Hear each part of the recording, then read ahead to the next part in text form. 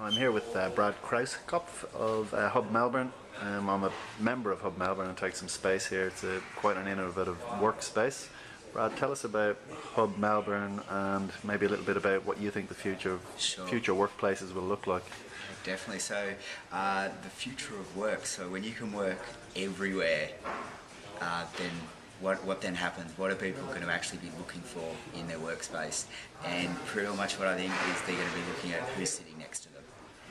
It's going to be providing them with all of those things that they need, like the desks, the chairs, the couches, the meeting spaces. All of that can be available in so many different spaces. Yep. So I think that the workspaces of the future are spaces where they can connect you to the people that you need to be connected with in order to achieve projects for yourself, for your organisation, and then also the community. Yeah. So tell us a bit about Hub Melbourne itself. Sure. It's going, what, about six months? Would that be right? Yes, we opened up in March of 2011, so we're 4 months in.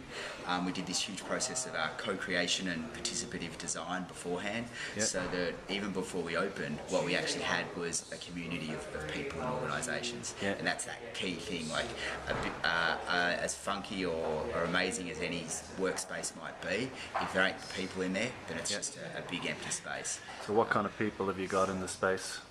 So I guess our formula here is to get radical diversity. So we've deliberately gone out to get people from corporate, government and university, but then right across to small organisations, 1, 2, 3 person initiatives, profit and not-for-profit, and even other big networks and what forth. And all of those people come here. They can choose to work for an hour. They can choose to work unlimited hours in a month and keep it really flexible, so that people work on a time basis.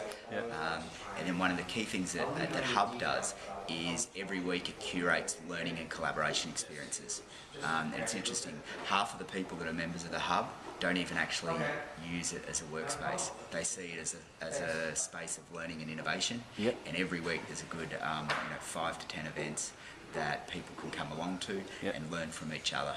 So tell us about 1 or 2 of the events that you've run that might be of interest to this audience. So let's see, in the last week we've run something on how to attract early stage capital.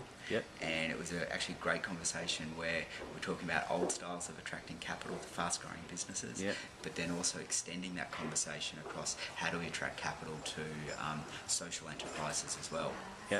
At the same time as that conference was going on, we had another one going called Active Cinema, where we were actually looking at an Indigenous film and then creating conversation and debate around that. This week somebody's just delivered a presentation on how to become a person of key influence in your sector, whatever that sector might be. And then next week somebody's running a workshop on strategy and how to get a strategic plan. Great, so the whole gamut is real learning. Whole gamut, for people considering joining the Hub, what are the 3 things what are the 3 selling points you'd give them straight off? Give you a bit of a plug. Got the environment here to work how you want, when you want, and with who you want. It's great for startups because our memberships are really flexible, so you can move them up, you can move them down.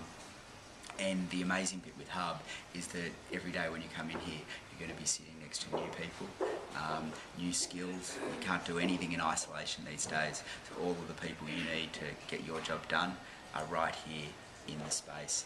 And there's a culture of collaboration and a culture of actually sharing there. So every day's interesting. There's curiosity everywhere, and amazing things happen here. Great. Well, thanks very much. Thanks, Virgil.